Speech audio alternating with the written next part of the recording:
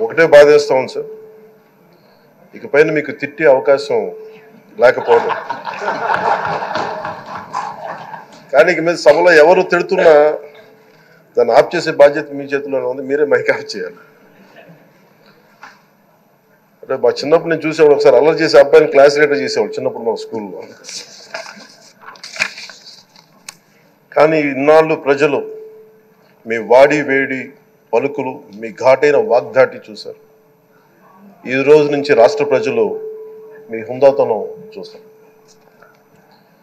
Debates వెనకాల దాక్కుని సంస్కారహీనమైన భాషల్ని భావాలని రకరకాల మాధ్యాల్లో విరజిమ్ముతూ ఉంటారు. దాని నియంత్రణ మీ ఆధ్వర్యంలో ఇక్కడి నుంచే మొదలవ్వాలి. ఇందాక సభానాయకులు గౌరవ ముఖ్యమంత్రి శ్రీ చంద్రబాబు నాయుడు గారు చెప్తారు, ఆడబిడ్డలు ఏ విధంగా నలిగిపోయారు ఈ రాష్ట్రంలో గత 5 సంవత్సరాల్లో. చిన్న లేదు, పెద్ద లేదు, ఎవరని లేదు.